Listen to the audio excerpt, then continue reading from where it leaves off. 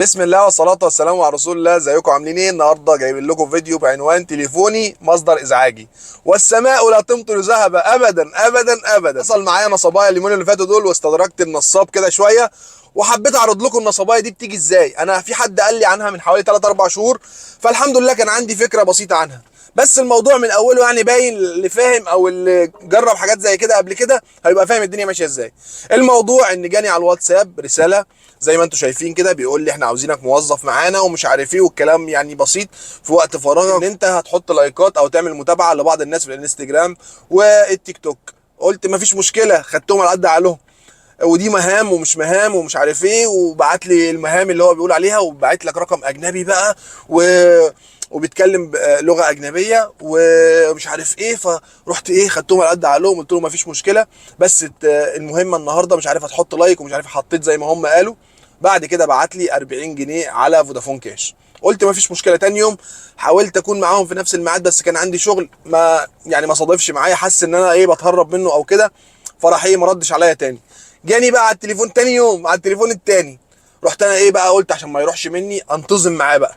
فراح اول يوم قال لي مش عارف هتاخد 50 جنيه لو عملت المهمه الاولانيه. عملتها ودخلني على جروب تليجرام، ومش عارف بقى يكلمني على التليجرام، وناس غريبه كده في جروب التليجرام، اسماء غريبه، مشويخ ومش عارف اسماء كده غريبه، تحس ان هم من اخواننا البعده، ما تفهمش هم من اي داهيه.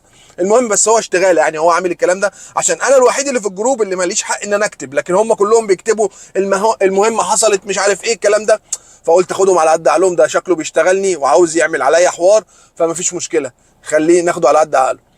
تاني يوم قال لي مهمه ومش مهمه وهتاخد 100 جنيه. خدت ال 100 جنيه. بعد كده قال لي في مهمه تاني 50 جنيه. بعد كده 50 جنيه. بعد كده بقى قال لي ايه، لازم المهمه الثالثه ان انت تحط مش عارف متابعه على الانستجرام لفلان وفلان، وبعد كده تحط ال 200 جنيه لتشغيل التاجر ومش التاجر ومش ايه. واحد صاحبي اللي كان قايل لي عليها من فتره، ان هو فعلا حط معاهم لغايه ما وصل مش عارف لرقم 1000 جنيه او 1500 جنيه، وبعد كده خد فلوسه وخلع، ما رضاش يبعت لهم تاني. واحد تاني وصل معاهم لغايه 6000 جنيه، وفي الاخر خدوا فلوسه وخلعوا هم، عملوا له بلوك وكده. فانا حبيت امشي معاهم للاخر. قلت له معلش حضرتك، احنا ما اتفقناش على ان انا ابعت لكم فلوس او كده، انتوا قلتوا لي هعمل مهام معينه ومش عارف ايه، ما اتفقناش من الاول على كده. قال لي لا ومش عارف، ده حاجه بسيطه لتشغيل التاجر والفلوس هترجع لك ازيد ومش عارف، تحس ان انت شغال في ربا ولا إيه؟ ما تفهمش هم شغالين الدنيا ازاي، بس هو عشان يجيب رجلي. فانا كنت فاهم الدنيا ماشيه ازاي. قلت له لا معلش انا معيش فلوس. طب الفلوس اللي احنا بعتناها لك ابعت منها. قلت لهم لا الفلوس دي اتصرفت خلاص. فطب يمين طب شمال، قلت له لا مفيش اي فلوس. بعد كده راح قال لي الرجاء الرحيل، يعني مش عاوز اشوف وشك تاني. فالمهم انا حبيت بس اعرض لك ان مفيش حد بيدي حد حاجه بدون مقابل. كل دي اشتغالات. يعني واحد لو عنده صفحه على الانستجرام او على تيك توك او كده عاوز يزودها، يدي الواحد اللي يحط له متابعه او يحط له لايك 50 جنيه. ليه يا عم؟ هو بيكسب ايه او بيجيب ايه؟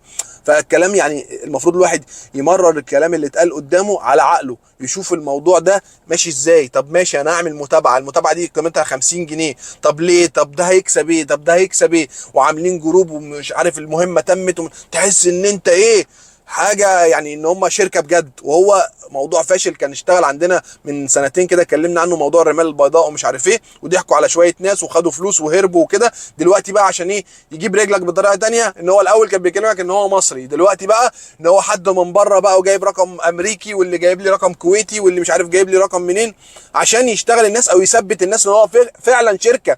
وكل الناس اللي بتبعت لهم متابعات دي الناس من بره مصر. فانا كنت بصراحه عامل متابعه، وبعد ما اخد سكرين شوت اروح ايه، اروح قافل المتابعه. فحاول ما تتجرش ورا الناس دي، الناس دي كلها ناس نصابه بتحاول تنصب عليك. حاول تمرر الكلام على عقلك، وتحاول تكون فاهم الدنيا فيها ايه، عشان الموضوع صعب جدا، وكله دلوقتي اللي بيحاول يخطف حاجه من التاني على قد ما يقدر. فانت مفيش حد بيدي حاجه مقابل لا شيء. فحط الموضوع ده في دماغك، وحاول تكون فاهم، ويعني تعقل الكلام قبل ما تعمله، او اي حد يقول لك على حاجه اعقلها الاول. بس انا حبيت بس اقول لك الموضوع ده عشان ما حدش يضحك عليك، عشان خاطر الارقام دي في ناس ساعات بتجيبها عشوائي من الشركات مش عارف ايه، الناس اللي شغاله في اوبر مش عارف ايه، حد ياخد رقم ويبعته لحد تاني مش عارف ايه، حاجات زي كده. فحاول ما تنسقش ورا الهبل ده والعبط ده، عشان حصلت مع ناس كتير واتنصب عليهم في فلوس كبيره، عشان هو بيطمعك وبعد كده يروح بيديك على قفاك. فحاول ما تطمعش، وما تمشيش ورا حاجه ملهاش اصل وملهاش عنوان وملهاش اي حاجه، وما تاخدش بالمظاهر، عشان المظاهر اخرتها وحشه.